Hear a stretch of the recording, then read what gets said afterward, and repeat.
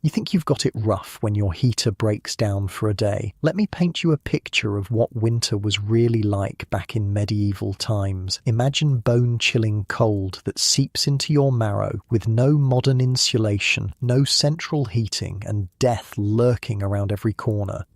The winter months in medieval Europe weren't just uncomfortable, they were a savage battle for survival that claimed countless lives each year.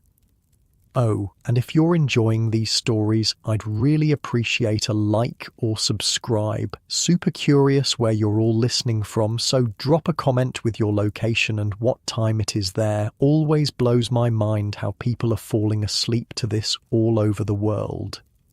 All right, let's head back to medieval Europe during the Little Ice Age. Trust me, it's going to be quite a ride. But first, get comfortable. Seriously, adjust those pillows, pull up that blanket, because where we're going, you're going to want to be cozy. So, congratulations. You just woke up in a small village in northern England in the year 1350. The first thing you notice isn't the light. There isn't much of that on this grey November morning. It's the cold, a biting, damp chill that makes your bones ache. Not like your comfy bed right now with its temperature-controlled environment and fluffy duvet. Your eyes flutter open to rough-hewn timber beams overhead, blackened by years of smoke. The air smells of wood smoke, damp straw, and the earthy scent of the cattle penned in the adjacent section of your home. You're lying on a straw-filled mattress set on a simple wooden frame, piled with scratchy woolen blankets and whatever furs your family has managed to acquire. The cold has crept in during the night, and your breath forms small clouds in the dim light. As you roll over, straw crunches beneath you. Your siblings and perhaps a grandparent are huddled nearby for warmth. Outside, the wind whistles through the bare trees, and frost paints delicate patterns on the small, unglazed window openings covered with oiled parchment or wooden shutters. For the family of Thomas Fletcher, this particular morning carried extra weight. It was the feast of St. Martin, November 11th, traditionally marking the true beginning of winter. The last few weeks had been spent in frantic preparation, and now the real test would begin.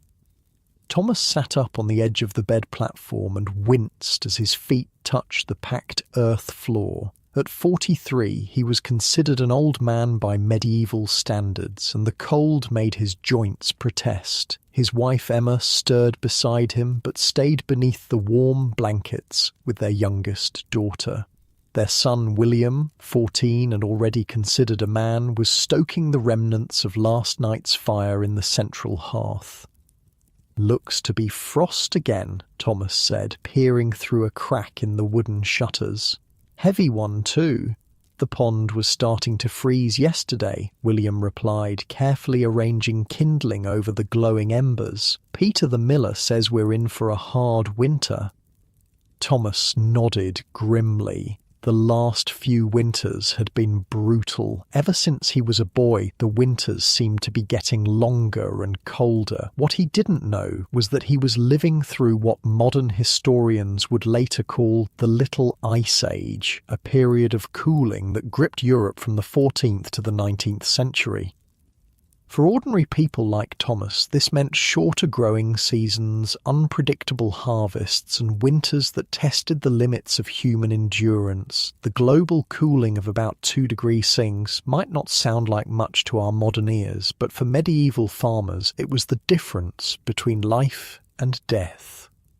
A successful fire was the first victory of each day. Emma joined her husband and son, wrapping a shawl tightly around her shoulders. She added a small log to the now crackling flames, careful not to use too much precious firewood too early in the season. "Margaret!" she called to their eldest daughter, who was still burrowed under the blankets. "Come help with breakfast." The day would be busy. Though the main harvest was complete, St. Martin's Day marked the traditional slaughtering time. Animals that couldn't be fed through the winter would provide meat for the coming months. Nothing would be wasted. Outside, the village was coming alive despite the cold. Smoke rose from the central hearths of each humble home. Most were similar to Thomas's, single-room dwellings with walls of wattle and daub. This construction technique, using woven sticks coated with a mixture of clay, straw, and dung, provided better insulation than you might expect. The thick walls and thatched roofs helped keep warmth in, though the lack of proper chimneys meant the houses were often smoky. The weeks leading up to winter were perhaps the busiest of the year for medieval villagers. Unlike us, who can make a quick trip to the grocery store when supplies run low, medieval people had one shot at preparing for the cold months ahead. Fail in those preparations, and you might not see spring. "William, make sure the woodpile is covered properly," Thomas instructed as they finished their simple breakfast of dark bread and ale. "The wood must stay dry." Firewood was life itself in winter. Each family needed several cords of wood to survive the cold season, and gathering it was a year-round task. Throughout spring, summer, and fall, villagers collected fallen branches and deadwood from the nearby forest. The lord of the manor allowed this by right of Estover, but cutting living trees was forbidden and could bring severe punishment. Some families hadn't gathered enough wood. They would face the grim choice between freezing and breaking the law by cutting green wood, which didn't even burn well. Thomas had seen winters where desperate people burned parts of their own homes for warmth. "Father," William called from outside, "John Cooper wants to know if you'll help with the pig slaughtering today." Thomas nodded. Martinmas, as the feast of St. Martin was known, traditionally marked the time when animals were slaughtered before winter. There simply wasn't enough fodder to keep all the livestock alive through the cold months. Only breeding stock and working animals would be spared. The village's preparations had been ongoing for weeks. Root vegetables had been dug up and stored in cool, dry places. Cabbages were harvested before the frost could claim them. Grains, the staple of medieval diet, had been threshed and stored in vermin-proof containers. Now came the final and most important task: preserving meat for the long, lean months ahead. While Thomas headed to help with the slaughtering, Emma and her daughters faced equally important work. In their small garden plot, they gathered the last hardy herbs, rosemary, thyme, and sage, that would both flavour and help preserve winter foods. The apples had already been picked and stored, with the best specimens carefully wrapped in straw and placed in the coolest corner of the house. Medieval food preservation was an art form born of necessity. Without refrigeration, keeping food edible through winter required multiple strategies. Salt was the most valuable preservative, but it was expensive. The Fletcher family had traded a wool cloak Emma had woven for a precious small sack of salt earlier in the year, saving it specifically for preserving winter meat. "We'll salt half the meat," Emma told Margaret as they worked. "The rest we'll smoke. Make sure the herbs are completely dry before we store them." Salting meat involved rubbing cuts thoroughly with salt and packing them in more salt. Properly done, this would draw out moisture and create an environment where harmful bacteria couldn't grow. After a few weeks, the meat would be rinsed and could be cooked as needed throughout winter. Smoking was another effective method, hanging meat in the rafters where the constant smoke from the hearth would slowly cure it. By midday, the village was alive with activity. The smells of blood and smoke hung in the air as families processed animals for winter storage. Nothing would be wasted. Blood became puddings, intestines became sausage casings, fat was rendered for cooking and lighting. Bones would flavour soups and stews. The community aspect of medieval life became most apparent in these crucial moments. Families helped each other with labor-intensive tasks, sharing tools and expertise. The village's two elderly sisters, both widows, couldn't manage slaughtering on their own, so neighbours included their one pig in the day's work. In return, the sisters would spin wool through the winter months for those who helped them. As the short November day began to wane, Thomas returned home with their family's share of fresh meat. His clothes were blood-spattered, his hands raw from the cold work, but there was satisfaction in his face. The slaughtering had gone well.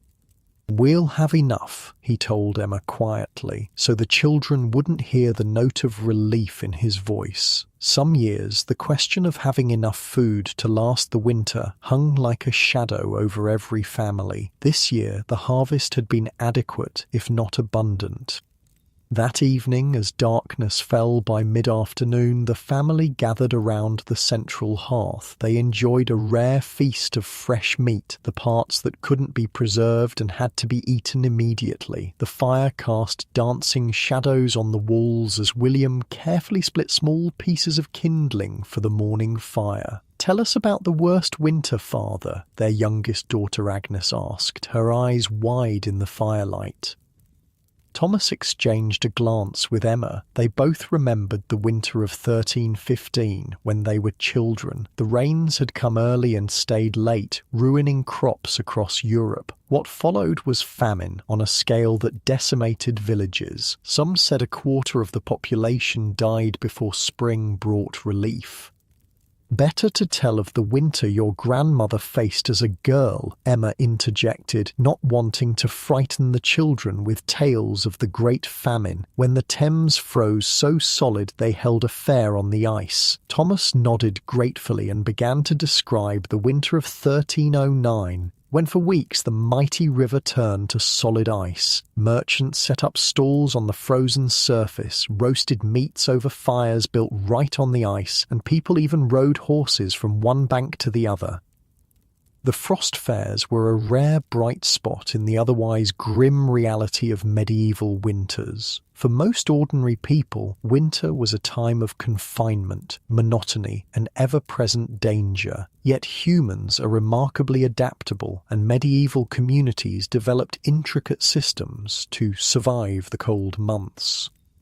As the family listened to Thomas's stories, the wind picked up outside. Through the cracks in the door, they could see snowflakes beginning to swirl in the darkness. The first real snow of the season had arrived. "Time to bank the fire for the night," Thomas said, carefully arranging the logs to keep embers alive until morning. Starting a fire from scratch was difficult and time-consuming. Maintaining one was much easier. The family prepared for bed much as they had every night as the weather turned colder. Agnes placed hot stones, warmed by the fire and wrapped in rags, at the foot of the bedding. Extra clothing was layered over their sleeping garments. The shutters were checked to ensure they were secure against the wind.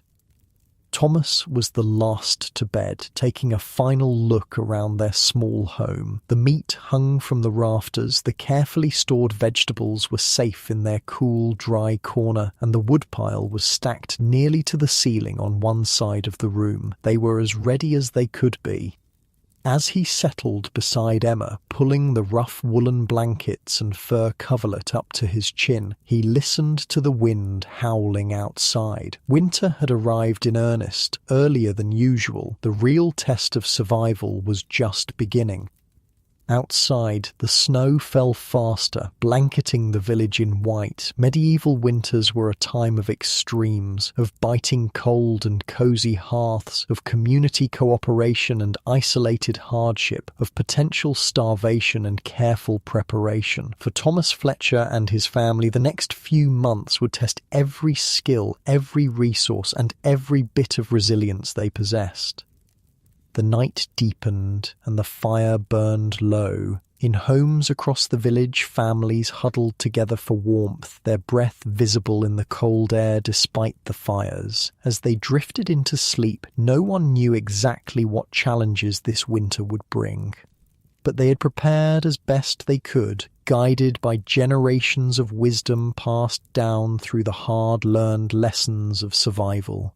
In the darkness of a medieval winter night, that would have to be enough. The snow continued to fall through the night, piling against the sides of the Fletcher home. By morning, the world outside had transformed into a landscape of white and grey. Thomas woke before dawn, as he always did, and immediately felt the sharp bite of cold against his face. The fire had burned down to faint embers during the night. Moving quietly to avoid waking the others, he slipped from beneath the covers and padded across the packed earth floor. The chill seeped through his woolen socks, a reminder of the season's dangers. Carefully, he knelt by the hearth and began the daily ritual of reviving the fire. This was perhaps the most crucial skill of winter survival, maintaining fire. Thomas added a handful of dry straw to the embers and gently blew on them. The straw caught, and he gradually added small twigs, then larger pieces of kindling. Within minutes, a small flame danced in the hearth. Only then did he add a proper log, positioning it carefully to maximize the heat it would provide.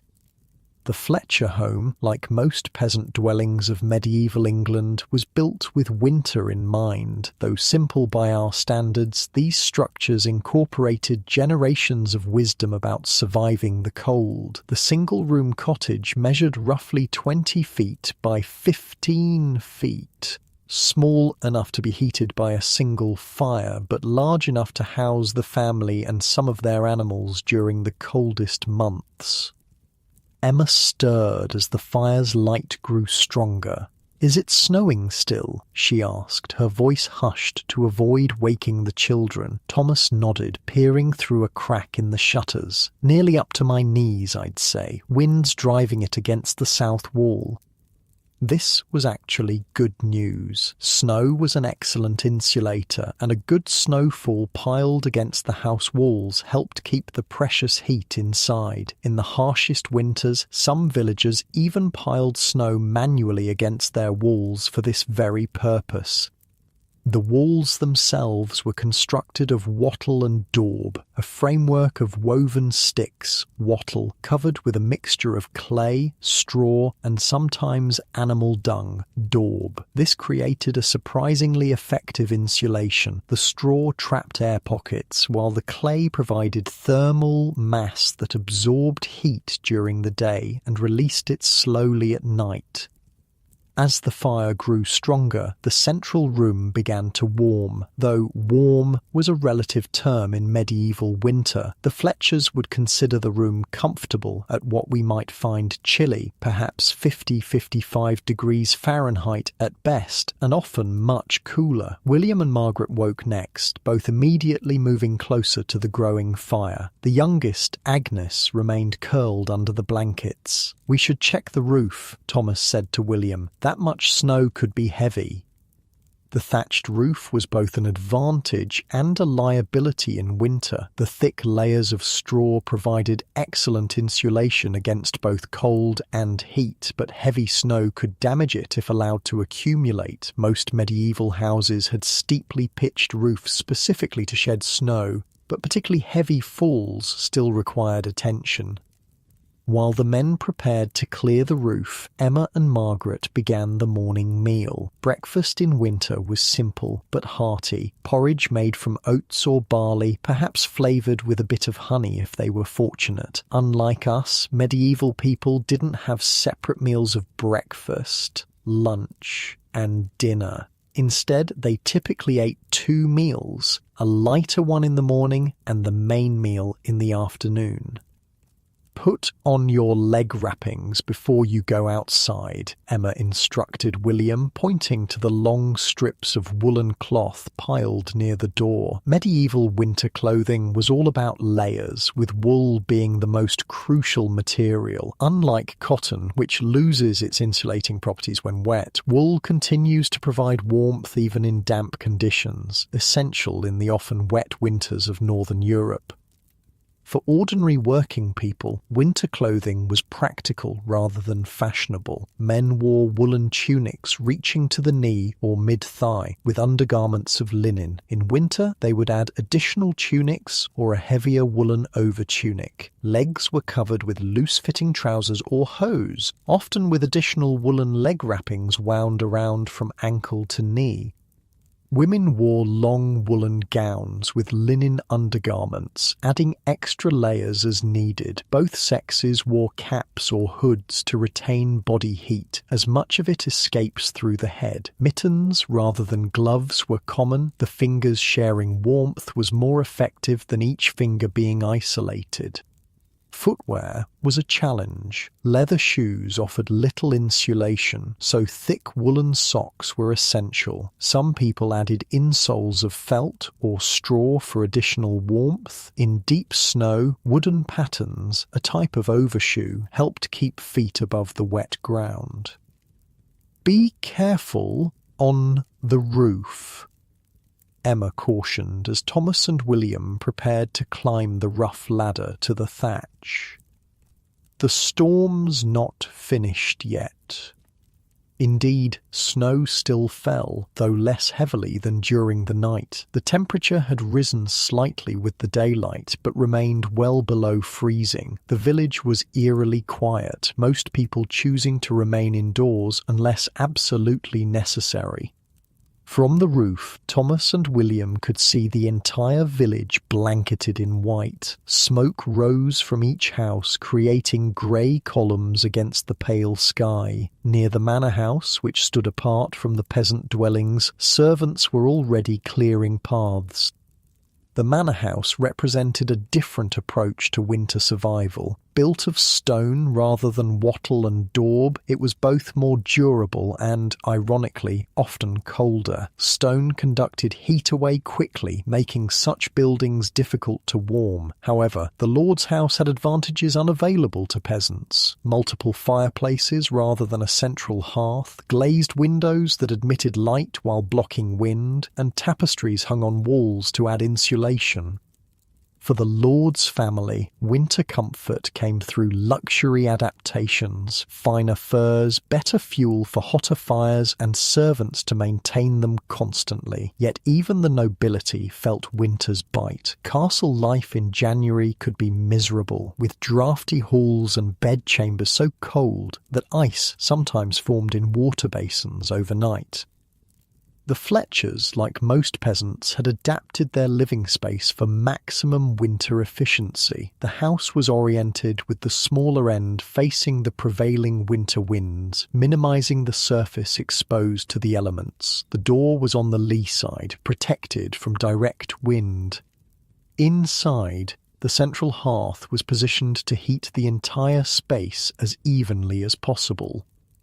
By mid-morning, the immediate chores were complete. The roof was cleared, more firewood was brought in from the covered stack outside, and breakfast was finished. Now came the challenge that defined winter days: how to stay warm while conserving precious fuel. "Agnes, bring your spinning to the fire," Emma instructed her youngest. "Margaret will work on the weaving." Winter was the season of indoor work, particularly textiles. While men might brave the cold for essential tasks like caring for livestock or repairing tools, women and children often spent the short days spinning, weaving, and sewing. These tasks could be done in the dim light of winter and close to the hearth. "The cow needs milking," Thomas reminded William. Though they had slaughtered some animals before winter, the family kept one milk cow in the byre, the attached shelter that housed livestock. During particularly cold spells, the cow might even be brought into the main room of the house. This practice of sharing living space with animals wasn't simply due to affection for livestock. Animals generated considerable body heat, and having them indoors was a practical way to stay warmer. A cow could raise the ambient temperature of a small house by several degrees. The chickens, in their corner coop, added their modest heat as well. "The snow's good for something at least," William observed as he returned with a small pail of milk. "The byre feels warmer with the drifts against it." Thomas nodded. "Check for any gaps where the wind gets in. Pack them with straw if you find any." Drafts were the enemy of winter warmth. Medieval homes lacked window glass, instead using shutters, oiled parchment, or thin animal skins to cover openings. These were imperfect barriers, and cold air inevitably found its way inside. Vigilance in sealing gaps was a constant winter chore. As noon approached, Emma added ingredients to the pot hanging over the fire. Winter meals centered around what had been preserved: dried beans, salted meat, stored root vegetables. Today's pottage contained a bit of salted pork for flavor, dried peas, onions, and turnips from the storage pit. The storage pit was another medieval winter adaptation, a small cellar or hole dug into the ground and lined with straw, where root vegetables could be kept cool but not frozen. Some vegetables, like cabbages, might be preserved by pickling or fermentation instead.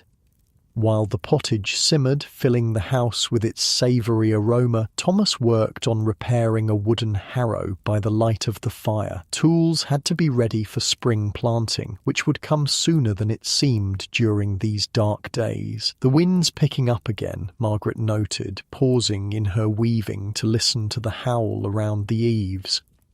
Thomas glanced at the fire. They were using wood faster than he'd like on such a cold day, but there was no help for it. Without adequate heat, they risked not just discomfort, but danger. Every winter, the village lost at least one elderly person to the cold. "We'll move the bedding closer to the hearth tonight," he decided. On the coldest nights, the family would abandon their usual sleeping arrangements and create pallets directly around the fire, taking turns adding fuel throughout the night. By early afternoon, the main meal was ready. The family gathered around the fire to eat from wooden bowls, savouring the warmth of the food as much as its flavour. Mealtimes were a bright spot in winter days, a pause in the constant effort to stay warm. "Tell us more about the frost fair, Father," Agnes requested between spoonfuls of pottage. Thomas smiled, always ready to share stories that made winter seem magical rather than merely threatening. "Well, they say that in the Great Frost of 1309, the Thames froze so hard that people walked across it as easily as a road. Merchants set up booths on the ice itself, selling hot wines and roasted meats. There were games and races, musicians and jugglers." What Thomas didn't mention was that such extreme freezes also brought extreme hardship. During frost fairs, many died from cold, hunger, or accidents on the ice, but stories of winter's wonders helped balance the reality of its dangers. After the meal, the family returned to their tasks, staying close to the fire as daylight began to fade. All too early in December, winter days were brutally short, with darkness falling by mid-afternoon. This limited productive time and extended the dangerous cold of night. "We should check on Widow Thatcher," Emma said as she put aside her weaving. "She was coughing badly at the slaughtering yesterday." Community was crucial to winter survival. Neighbours checked on one another, particularly the elderly or those living alone. A simple cold could become deadly during winter, and someone unable to maintain their fire might freeze without intervention. While Emma wrapped herself in an extra layer to visit the neighbouring cottage, Thomas prepared the house for evening. He moved the livestock feed closer to the door to minimise trips outside. He checked their water barrel, now containing melted snow rather than well water, as the path to the village well was treacherous with ice. The house had no candles to spare. These expensive items were saved for emergencies or special occasions. Instead, a simple rushlight provided illumination after dark. This primitive lamp was made by soaking a reed in animal fat and then lighting it. It gave poor light by modern standards, but was sufficient for the limited activities of winter evenings. As darkness fell fully, Emma returned from her neighbourly visit. "She's better today," she reported. "Her grandson has come to stay with her until the snow melts." The family gathered close to the fire for the evening hours. This was a time for talking, for sharing knowledge, for strengthening bonds that helped them survive. Thomas taught William how to carve a new handle for a tool, their heads bent together over the work. Emma showed the girls a new stitch for darning worn socks. The fire crackled, casting dancing shadows on the walls. Outside, the wind continued to blow, driving new snow against the house. But inside, the Fletcher family had created a pocket of warmth and life amid winter's harshness. This was the rhythm of medieval winter, a constant balance between conservation and necessity, between the danger of the elements and the warmth of human ingenuity and community. Their house, humble as it was, represented centuries of adaptation to the season's challenges. As they prepared for bed, banking the fire carefully to preserve embers for morning, Thomas glanced around the single room that was their entire world during winter. It wasn't much by any standard, yet it stood between them and the killing cold outside. Their ancestors had learned through bitter trial and error how to create these shelters, how to insulate them, how to maximize the precious heat of fire. The snow continued to fall through the darkness, piling deeper against the walls. Within their simple home, the Fletcher family slept, warmed by fire, by wool, by shared body heat, and by the accumulated wisdom of generations who had faced and survived the medieval winter before them. The next morning dawned clear and brutally cold. The snow had stopped during the night, leaving behind a crystalline landscape that sparkled in the weak winter sun. Thomas woke to find frost patterns on the inside of the shutters, a sign of just how cold it had become. As he revived the fire, coaxing warmth from the overnight embers, his mind turned to their food stores. The heavy snow meant hunting would be difficult, and they'd be relying entirely on what they'd preserved. He mentally calculated how long their supplies might last, if the winter proved especially harsh. Food was the foundation of winter survival. In the feast or famine cycle of medieval life, winter represented the greatest challenge to staying nourished. The strategies developed to preserve and extend food supplies were ingenious, born of necessity and refined over generations. "We should inventory what we have," Thomas suggested to Emma as she joined him by the fire. "The snow's deeper than I expected this early in the season." She nodded, understanding his concern. "I'll check the storage pit after breakfast." The family's winter food was distributed across several storage locations, each suited to preserving different types of provisions. The most important was the storage pit, a small cellar-like space dug into the ground either inside the house or just outside it. Lined with straw for insulation, the pit maintained a temperature just above freezing, ideal for preserving root vegetables.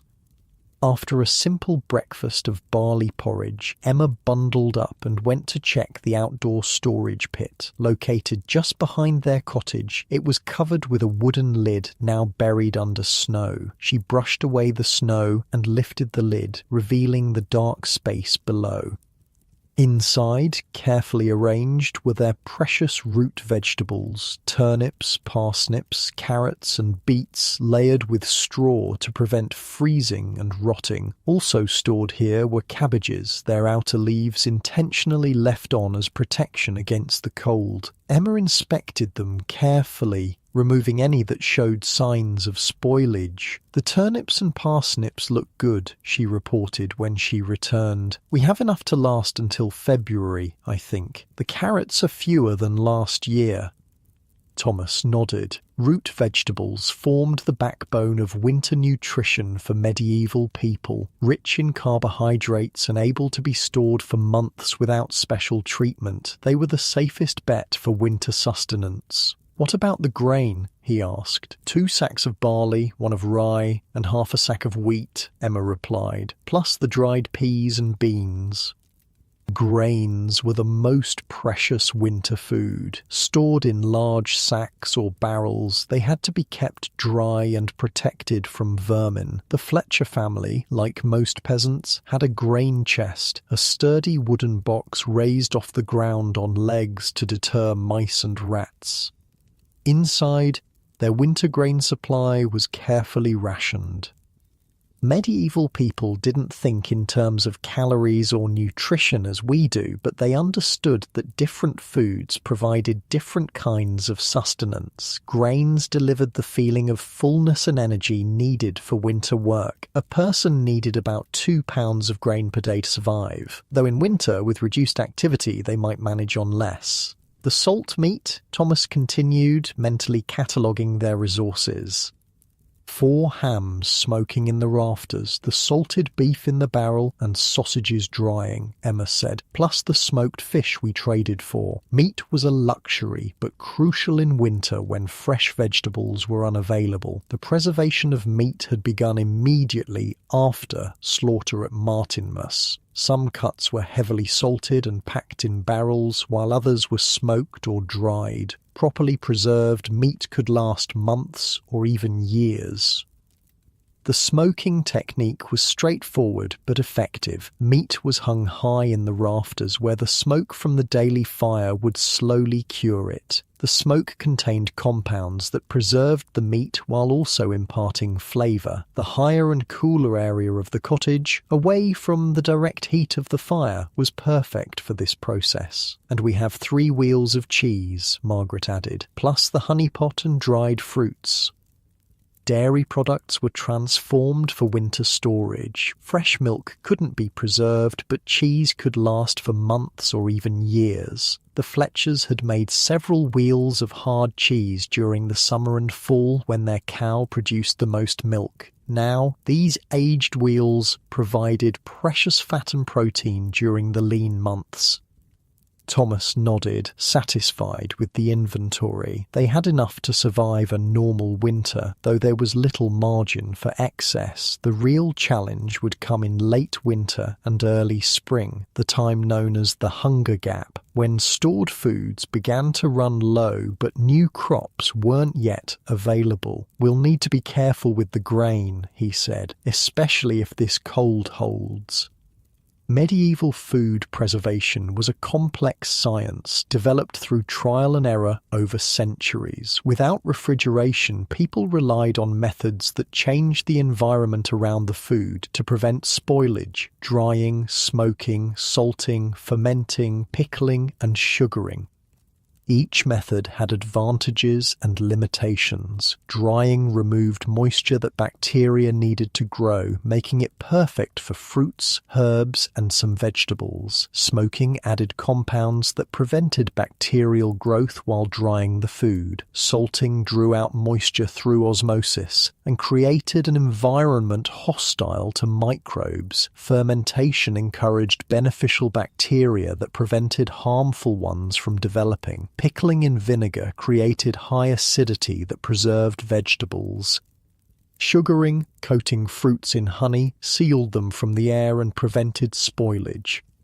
As Emma prepared the midday meal, these preservation methods were evident in every ingredient she used. The pottage today contained dried peas, salt pork, and turnips from the storage pit. She seasoned it with dried herbs from bundles hanging from the rafters, thyme, sage, and a precious pinch of imported pepper they'd received as payment for a woodworking job Thomas had done for the miller.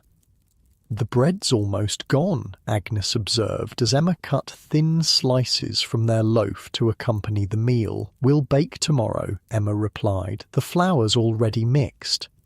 Bread was a staple, but baking required significant fuel. Most peasant families didn't bake daily as we might imagine. Instead, they created dense, hearty loaves that would last several days or even weeks. Some communities shared a communal oven to conserve fuel, but in harsh winter weather, each family typically baked in their own hearth.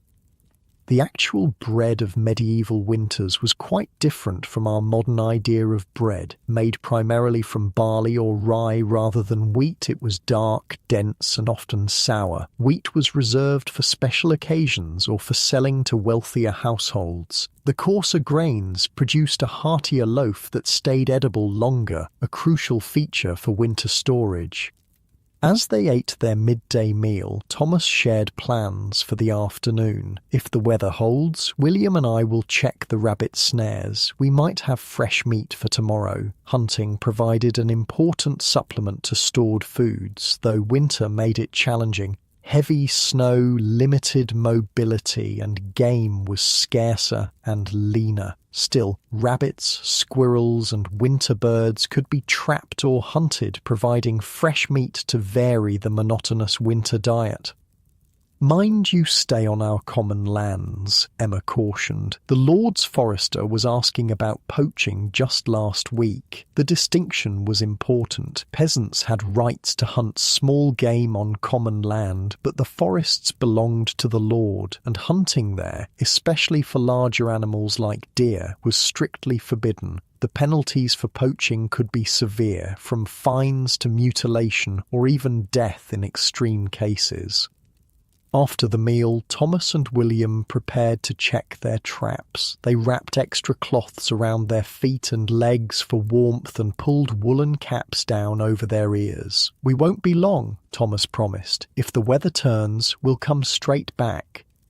While they were gone, Emma and the girls continued indoor work. Food preparation in winter was a constant activity. Without modern conveniences, every meal required significant time and effort. The girls helped their mother grind grain for tomorrow's bread, turning the small hand quern, a simple stone mill, to produce coarse flour.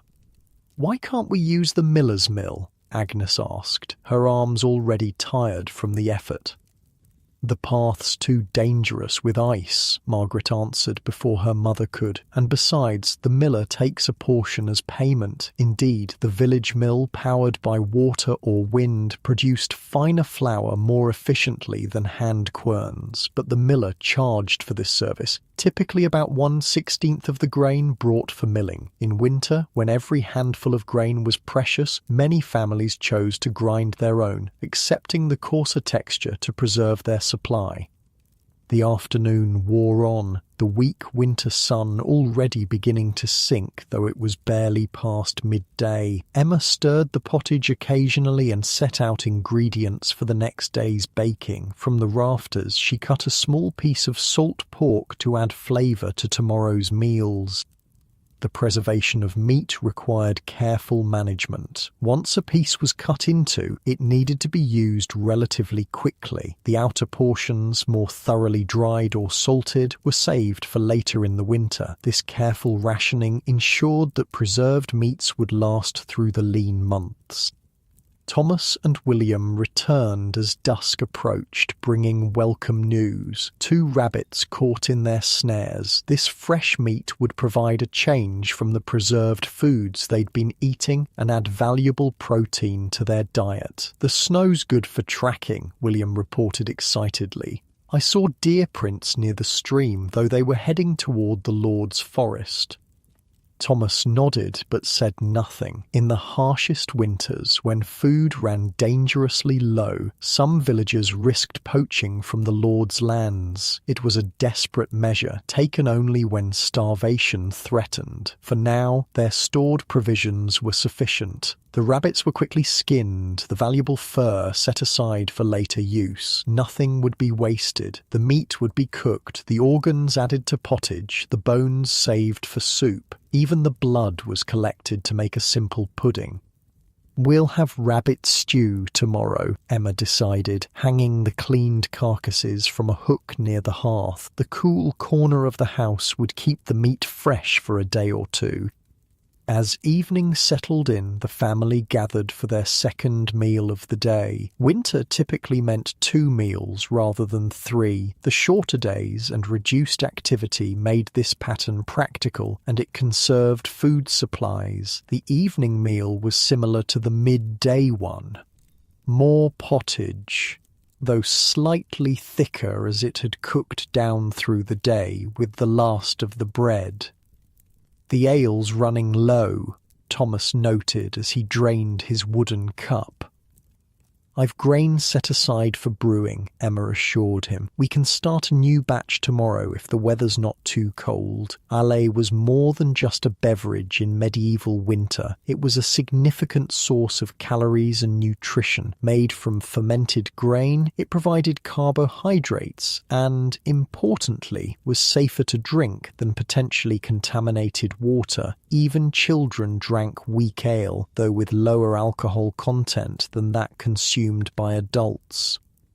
The brewing process was another task that fell primarily to women. They would malt the grain, allowing it to sprout slightly, then dry it, crush it, and mix it with hot water to extract the sugars. Wild yeasts or remnants from previous batches would ferment the liquid, producing ale within a few days. After the evening meal, Thomas brought out a small jar of preserved berries, blackberries they'd gathered in late summer and preserved in honey. This rare sweet treat was rationed carefully, saved for occasions when spirits needed lifting or energy needed boosting. "Just a spoonful each," Emma said, serving the precious berries. "We need to make them last." The honey-preserved fruit was not just a treat, but a practical source of quick energy. The natural sugars provided an immediate boost, particularly valuable during the cold months when the body burned more calories simply staying warm. Honey itself was a valuable preservative and medicine used to treat coughs and minor wounds. As they enjoyed this small luxury, Thomas discussed plans for the coming days. "If the cold holds, we should slaughter one of the chickens," he suggested. "The old hen's not laying anymore, and she's eating grain we could use." Winter required such calculations, weighing the value of keeping animals alive against the resources they consumed. A chicken that wasn't producing eggs became a liability, consuming precious grain without providing return. Better to harvest the meat and save the feed for more productive animals. "We can make soup from the whole bird," Emma agreed, "with barley and the last of the onions." Soups and pottages were the most efficient winter meals, extracting maximum nutrition from minimal ingredients. A single chicken could flavour several days' worth of pottage if used carefully. The carcass simmered repeatedly until every bit of flavour was extracted. As darkness deepened outside, the family prepared for bed. The day's food management, checking stores, preparing meals, planning usage had taken significant time and mental energy. In our modern world of abundance, it's difficult to imagine the constant calculations involved in medieval winter survival. Would the grain last until spring? Were the vegetables in the storage pit staying fresh or beginning to rot? Was the smoked meat curing properly? Should they use more salt now to preserve additional food, or save it for later in winter when fresh options disappeared entirely? These questions occupied much of the family's daily thoughts. The fire burned low as they settled in for the night. Outside, the temperature dropped further, stars glittering in the clear sky, a beautiful sight that promised dangerous cold. Inside, the Fletcher family slept, their bodies nourished by foods preserved through ancient methods, their survival dependent on the careful management of resources that had to last until spring brought renewal. Their relationship with food was intimate and urgent in a way modern people rarely experience. Each meal represented careful planning, each ingredient the result of preservation techniques refined over centuries of winter survival. In the quiet of the medieval night, as frost formed on the landscape outside, these stored foods were the difference between life and death. A week passed, each day following a similar pattern of survival. The Fletchers rose before dawn, rekindled the fire, tended to essential tasks, prepared and rationed food, and retired early as darkness claimed the short winter days. Outside, the snow remained deep, with frozen pathways beaten between houses by villagers' feet. On the 8th day after the first heavy snowfall, the church bell rang, calling the village to Sunday Mass. Despite the cold, attendance wasn't optional. Both religious obligation and community need drew people from their warm hearths to the stone church at the village centre. "Wear your best tunics," Emma instructed as the family prepared to leave, "and mind the ice on the path."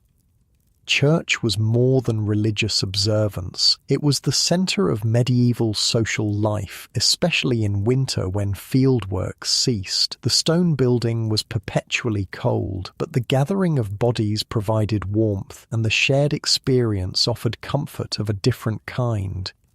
The Fletchers joined other families making their way through the snow. Everyone wore their finest clothes, though finest was relative, perhaps a tunic with minimal patches or a head covering with simple embroidery. Winter church attendance wasn't just about piety. It was a rare opportunity to see neighbours, exchange news, and maintain the community bonds essential for survival. Inside, the church was indeed cold, but candles flickered on the altar, and the familiar Latin words of the Mass created a sense of continuity and stability. Most villagers understood little of the Latin service, but they knew when to kneel, when to stand, and when to make the sign of the cross. Father Stephen, the village priest, looked gaunt as he conducted the service. Winter was difficult for him too. His small cottage beside the church had only a modest hearth, and as a single man he lacked the family support network that helped others survive the cold months. After Mass ended, villagers lingered, reluctant to return immediately to their isolated homes.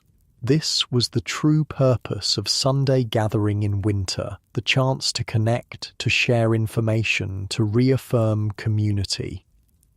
"Any word from the manor about work?" Thomas asked John Cooper, who sometimes served as a messenger between the village and the Lord's estate. "Nothing yet," John replied, "though they're saying the Lord will need men to clear fallen trees once the snow melts."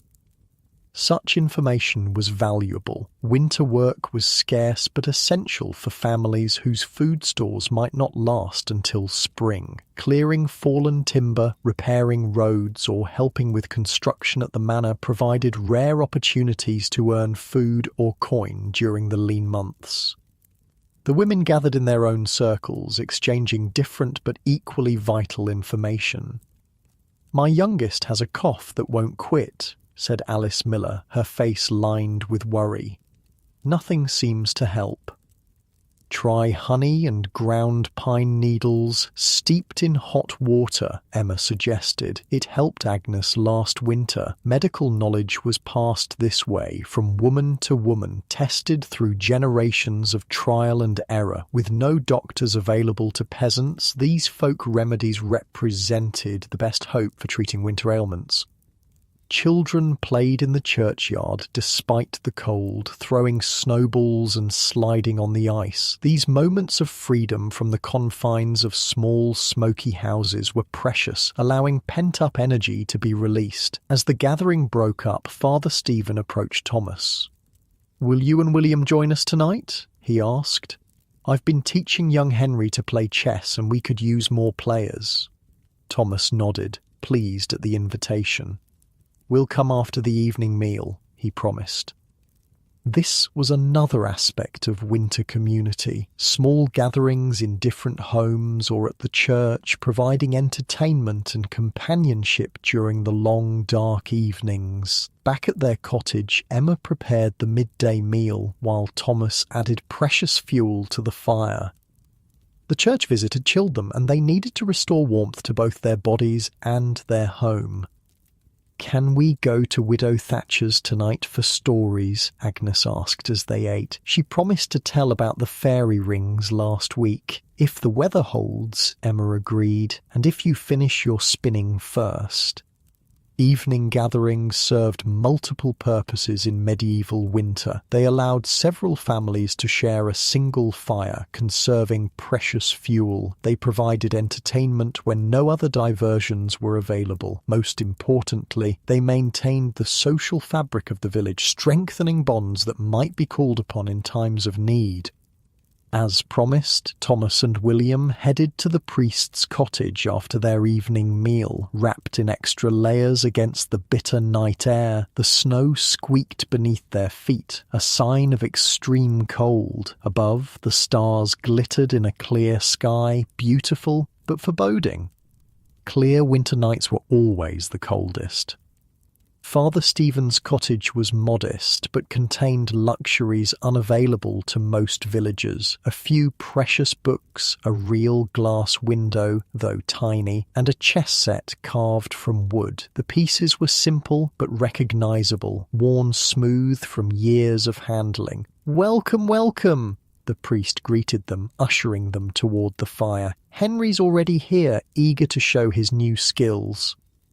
Henry, the blacksmith's son, was 16 and uncommonly bright. The priest had taken an interest in him, teaching him to read simple Latin and to play chess, a game usually reserved for nobles and clergy.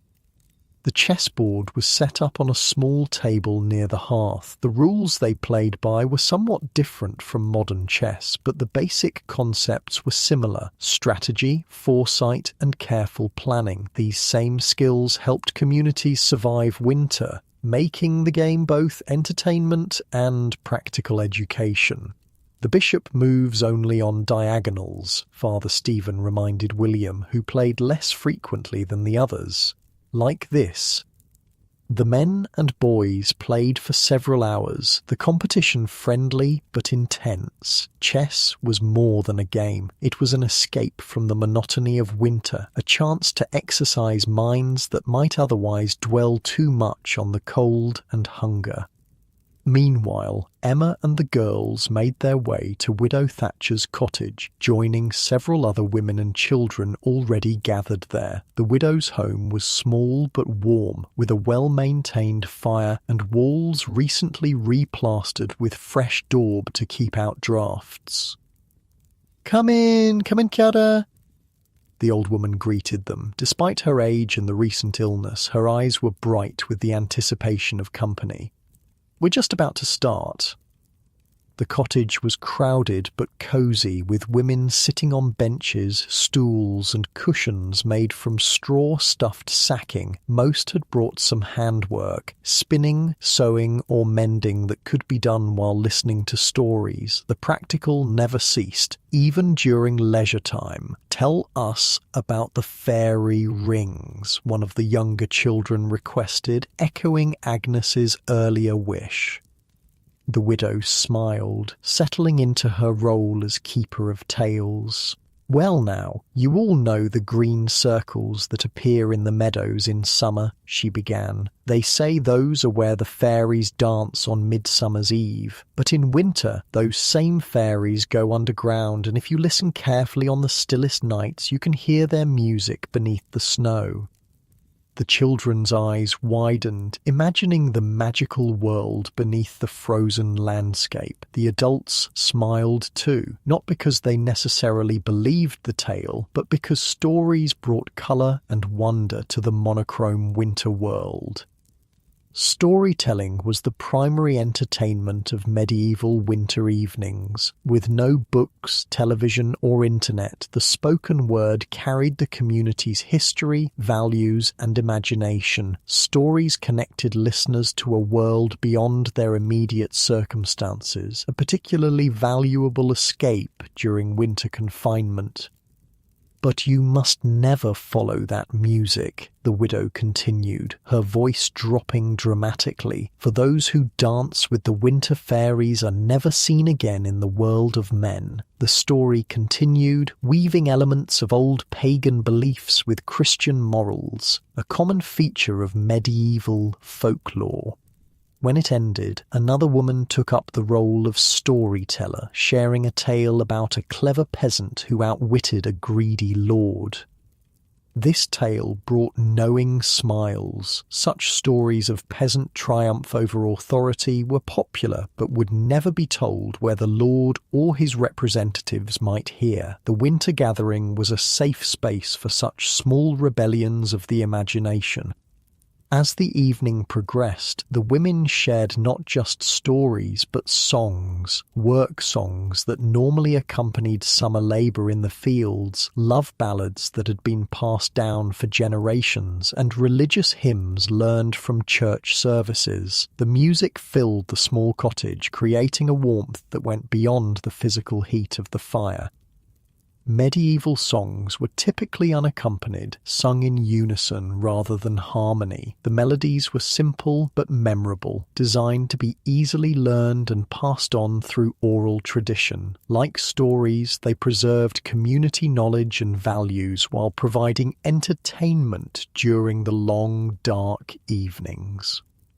In both the priest's cottage and the widow's home, the gatherings continued until the fires burned low. Then, reluctantly, the visitors prepared to return to their own homes. The short journey through the frigid night was the price paid for hours of companionship and entertainment. "Mind the path," Thomas cautioned William as they left the priest's cottage. "It's all ice now." The night had grown colder still, the stars brilliant in the black sky. Their breath formed clouds in the freezing air, and the snow crunched loudly underfoot. They walked quickly, eager to return to their own hearth. Emma and the girls were already home when they arrived, the cottage seeming especially dark and cold after the animated gatherings they'd all enjoyed. Thomas quickly revived the banked fire, adding fuel carefully measured to last until morning. "Did you win at chess?" Emma asked as they prepared for bed. "Father Stephen always wins," William replied with a good-natured shrug, "but I lasted longer this time." "And the widow's stories?" Thomas asked his daughters. Agnes launched into an enthusiastic retelling of the fairy ring tale, her eyes still wide with wonder. Margaret, at 14, pretended greater sophistication but listened intently to her sister's narration. This sharing of experiences was itself a form of entertainment, extending the pleasure of the evening gatherings. Each family member had different stories to tell, different songs they'd heard, different news they'd gathered. The next day brought another dimension of medieval winter entertainment. A travelling peddler arrived in the village, his pack laden with small goods from distant markets. Such visitors were rare in winter, when roads were often impassable, making his arrival a significant event. Word spread quickly, and villagers gathered in the open area near the church to see what he offered. The peddler, a short man with a weather-beaten face, displayed his wares on a piece of cloth spread over the snow. Ribbons, needles, simple jewellery, spices, and small tools. Few villagers had coin to spend, especially in winter when income opportunities were scarce, but the peddler accepted other forms of payment: eggs, cheese, small handicrafts that he could sell elsewhere. This barter system allowed even poor communities to access goods from beyond their immediate area. The peddler was valuable for more than just his wares. As he travelled between villages and towns, he gathered news and stories, becoming a human newspaper in a world without mass communication. "They say the river's frozen solid 10 miles north," he reported to the gathered villagers, "and food's growing scarce in the town. You're better off here with your own stores." Such information helped communities gauge their relative situations and prepare for challenges that might be heading their way. If famine or disease was reported in nearby areas, villages could limit travel or ration supplies more carefully. The peddler also brought songs and stories from other regions, introducing new elements to the local repertoire. That evening, the regular gatherings buzzed with fresh tales he'd shared, some believable, others clearly embellished, but all providing welcome novelty in the winter routine.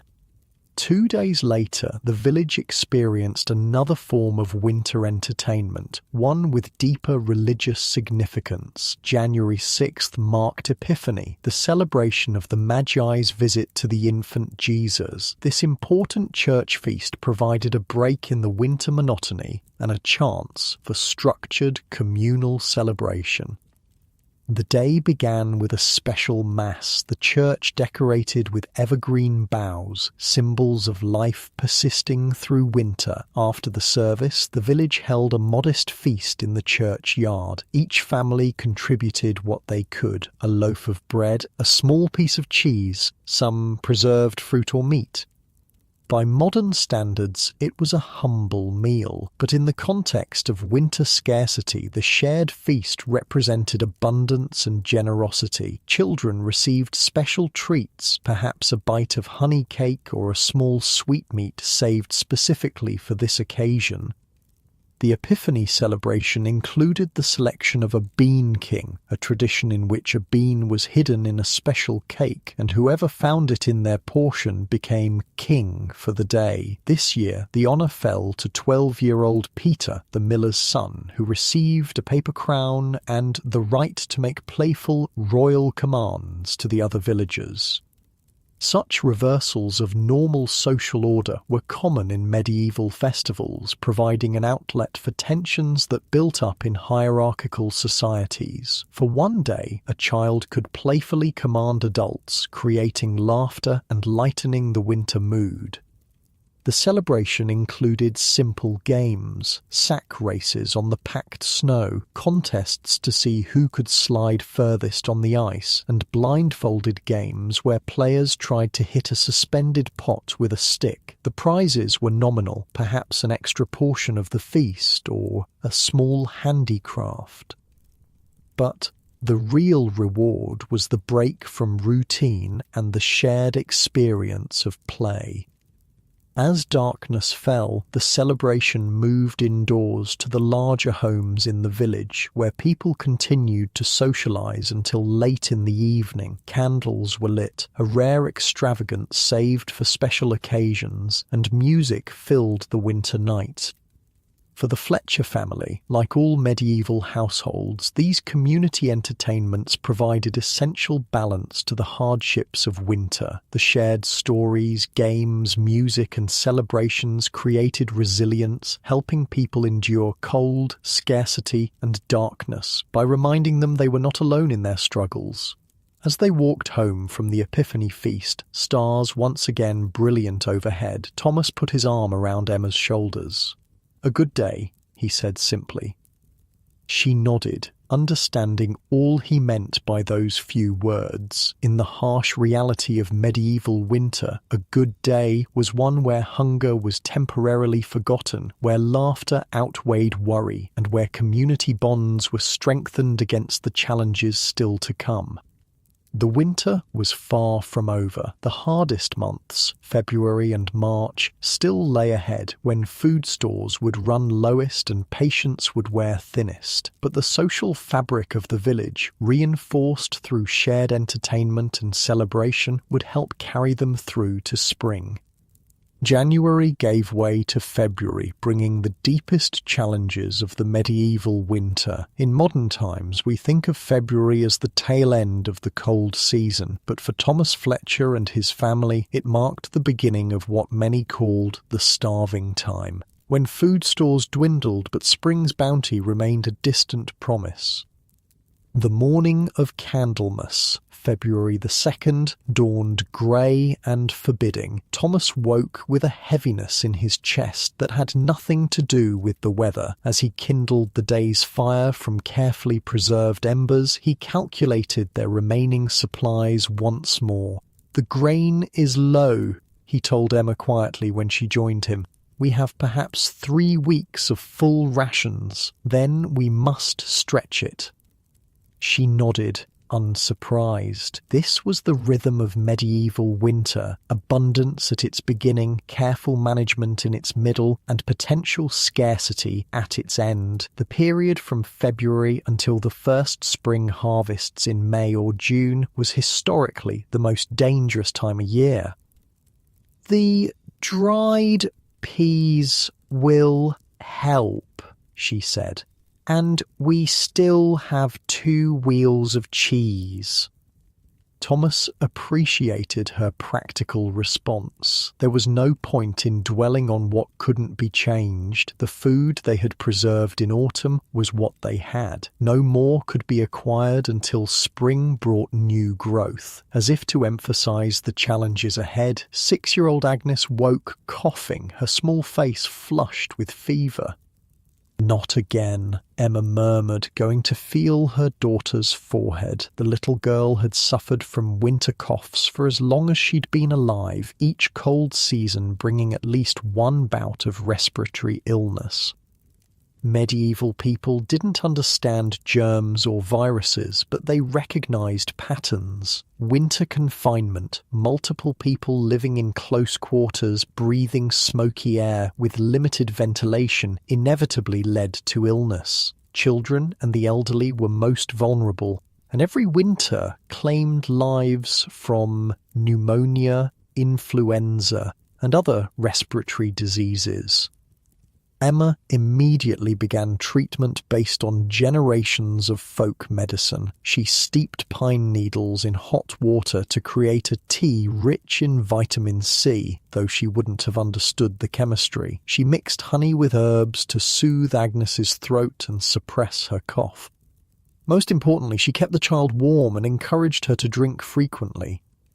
"Should we call for Father Stephen?" Thomas asked, concern evident in his voice. The priest served as the closest thing to a doctor available to peasant families. Emma considered, placing her hand on Agnes's chest to feel her breathing. "Not yet," she decided. "The fever isn't too high and her breathing isn't laboured."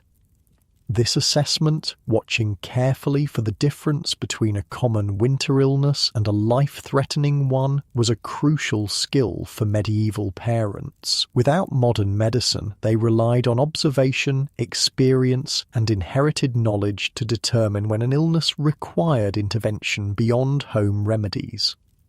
The family adjusted their routine to accommodate Agnes's care. Margaret took over more of the household tasks, while William assumed additional responsibilities outside. Thomas checked their store of dried herbs, making sure they had enough of the plants traditionally used to treat winter coughs.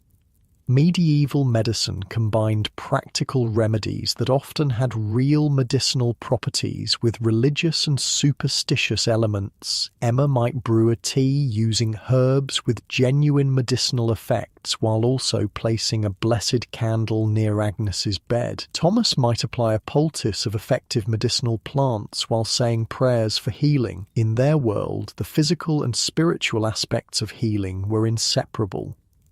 By the next day, Agnes's fever had broken, though her cough persisted. Emma continued treatments, adding a cough syrup made from honey, herbs, and a small amount of their precious store of ale. The alcohol helped extract beneficial compounds from the herbs, while also having mild sedative properties that helped the child rest. While Agnes recovered, the rest of the family faced the ongoing challenges of late winter. The woodpile had diminished significantly, requiring Thomas and William to venture into the forest for more fuel. This task was more difficult than it had been in autumn. Snow made travel arduous, and the most accessible deadwood had already been collected. "We'll try near the old oak," Thomas decided, as they set out with hand sleds to haul whatever wood they found. There were some fallen branches there that were too green earlier in the season. They might be dry enough now. Firewood quality declined as winter progressed. The best, driest wood was used first, leaving greener or partially rotted pieces for late winter. These burned less efficiently and produced more smoke, adding to the discomfort of indoor confinement. Food supplies followed a similar pattern of declining quality. The best preserved meats and vegetables were often consumed earlier in the season, with less appetizing options saved for the lean months. The family's meals grew simpler and more monotonous. Porridge made thinner to stretch the grain, soups with fewer chunks of meat, bread that contained increasing proportions of ground peas or beans mixed with the diminishing flour. "We should check the beehives," Emma suggested one afternoon in mid-February. "If any colonies survived, they might have honey we could use." Beekeeping was an important aspect of medieval agriculture, providing both honey for sweetening and preservation and beeswax for candles. Most hives remained dormant through winter, with bees clustering inside for warmth. A healthy hive might contain surplus honey that could be carefully harvested even in winter, though beekeepers left enough for the colony to survive until spring flowers bloomed. Thomas and William trudged through the snow to check the family's 2 hives, located at the edge of their garden plot. One showed no signs of life. The colony had likely succumbed to cold or disease, but from the second came a faint buzzing when Thomas gently tapped its side. "They're alive in this one," he reported. "We'll leave them be for now. If we're desperate before spring, we can take a small amount of honey, but I'd rather let them keep their stores if possible." This restraint was characteristic of sustainable medieval farming practices. Taking too much honey might mean the death of the colony, eliminating not just future honey production, but also the crucial pollination bees provided for fruit trees and other crops. Long-term thinking often overrode immediate needs. As February continued, other challenges emerged. The stored root vegetables began to sprout in their dark storage pit, rapidly losing nutritional value. The last wheel of cheese developed a mouldy spot that had to be carefully cut away. The smoked meat hanging from the rafters had been used more quickly than planned due to Agnes's illness and the need for strengthening broths. The Fletcher family was not alone in these late winter struggles. Throughout the village, similar calculations and compromises were being made in every household. This was why medieval communities were so tightly knit. Individual families might face disaster alone, but collective resources and knowledge improved everyone's chances of survival. Evidence of this community approach came one evening when there was a knock at the Fletchers' door. Outside stood John Cooper holding a small package wrapped in cloth. "My wife sent this for Agnes," he said, handing the bundle to Thomas. "It's dried elderberries and the last of our honey. She says to make a syrup for the cough."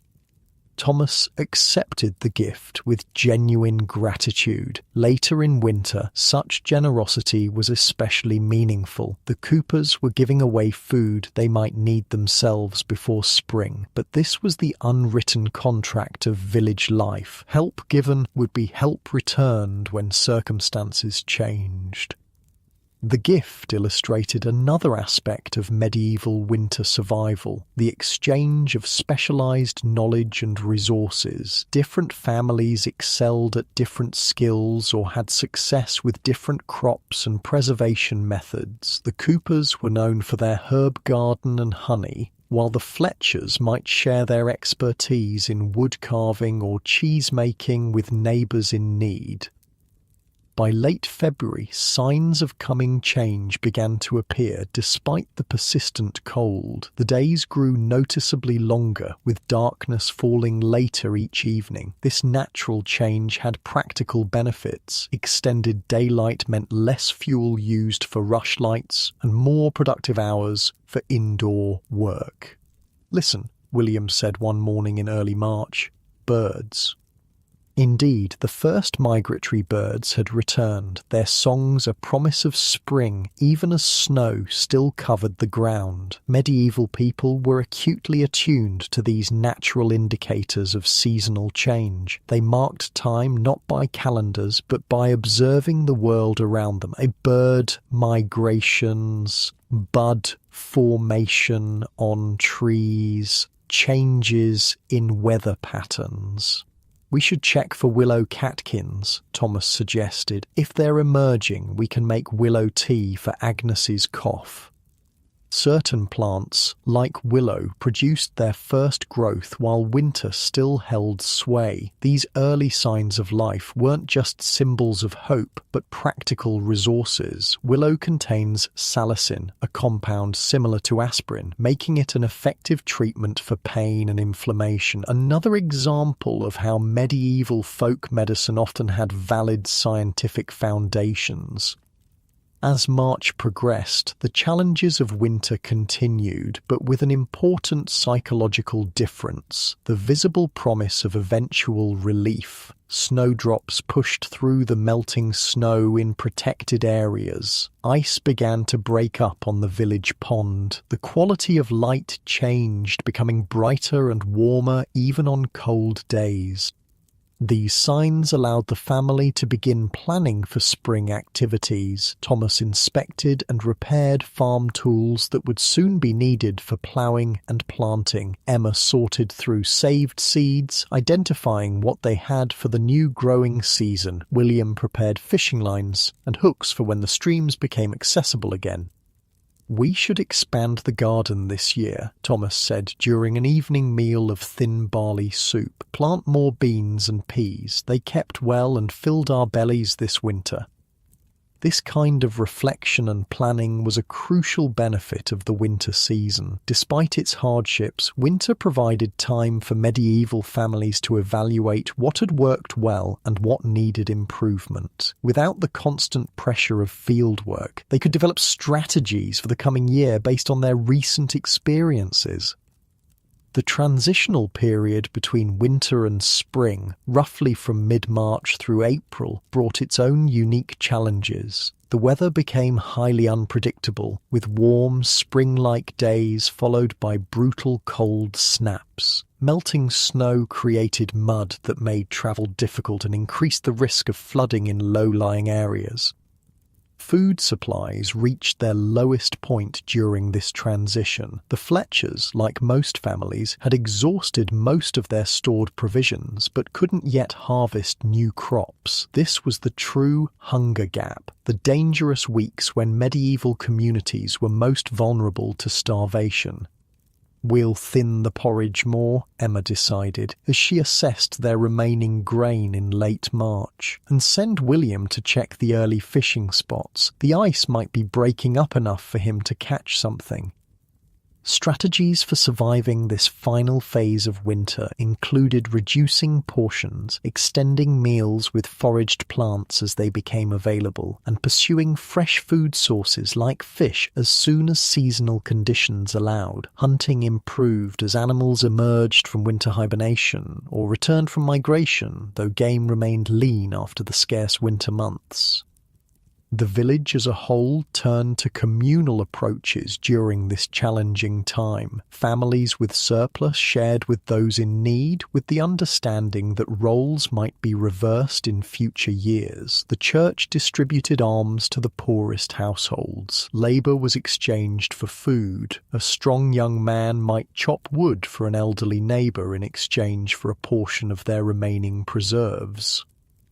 By early April, the first wild greens appeared. dandelions, nettles, and other plants dismissed as weeds in modern times but valued as vital nutrition in the medieval spring. These early plants were rich in vitamins and minerals depleted during winter's limited diet. Emma taught the girls which plants to gather and how to prepare them to remove bitterness while preserving nutrients. Nettles make the best spring soup, she explained as they carefully harvested the stinging plants using cloth-wrapped hands. They restore strength after winter weakness. Medieval people didn't understand vitamins or minerals as we do, but they observed the effects of different foods on health. Their traditional spring tonics and cleansing diets often contained exactly the nutrients needed to recover from winter's dietary restrictions. As April advanced, the pace of change accelerated. The last snow melted, except in deeply shaded areas. The soil warmed enough to begin preliminary garden work. Livestock that had been kept in close quarters all winter were gradually returned to pasture, though brought in at night when frost still threatened. For the Fletcher family, the official end of winter came with the spring planting. The exact timing varied by crop and local conditions, but typically began in late April or early May. The first planting of peas and beans marked the transition to the growing season and the gradual easing of food scarcity. "We made it," Thomas said simply on the evening after they planted the first seeds. There was no elaborate celebration. Medieval people didn't mark the end of winter with festivals as they did its beginning. Instead, there was quiet satisfaction in having survived another cycle of scarcity and cold. The lessons of winter survival were deeply embedded in medieval culture. Children absorbed knowledge through observation and participation, how to preserve food, conserve fuel, identify illness, and maintain community bonds during hardship. This practical education was as important as any formal schooling, preparing each generation for the cyclical challenges they would face. For Thomas and Emma, now in middle age by medieval standards, each winter survived represented both personal resilience and the successful transmission of knowledge to their children. William, at 14, had taken on increasingly important responsibilities throughout the winter. Margaret had mastered many of the household skills essential for a future as a wife and mother. Even young Agnes had begun learning the seasonal rhythms of survival. As April turned to May, winter became a memory rather than an immediate reality. The Fletcher home, so central to survival during the cold months, was now used primarily for sleeping and eating, with most activities taking place outdoors. Windows were unshuttered to admit fresh air and light. The central hearth was used mainly for cooking rather than constant heating. The family's focus shifted entirely to growth and abundance, planting crops, tending animals, and beginning the cycle of food production that would sustain them through the next winter. But the experiences of the cold months remained present in their planning and decision-making. Each farming choice was made with winter in mind, which crops stored best, which animals could be maintained through scarcity, how much fuel would be needed when cold returned. This constant awareness of winter, even in summer's abundance, was perhaps the most profound difference between medieval life and our modern experience. Today, we move between seasons with relatively little preparation, our basic needs met regardless of weather. For Thomas Fletcher and his family, the shadow of winter was always present, influencing every aspect of their lives throughout the year. As we lie in our temperature-controlled homes with groceries available year-round and medical care just a phone call away, it's worth reflecting on the ingenuity, resilience, and community cooperation that allowed our ancestors to survive the brutal reality of medieval winters. Their lives were harder than we can truly imagine, yet they found ways not just to endure, but to create meaning, preserve knowledge, and even find joy amid the greatest challenges. The medieval winter required physical strength, practical knowledge, careful planning, and social cooperation, qualities that remain valuable even in our technological age. As we drift towards sleep in our comfortable beds, perhaps we can appreciate anew the warmth, safety, and abundance that would seem miraculous to Thomas Fletcher and his family. And with that, close your eyes and drift off to sleep.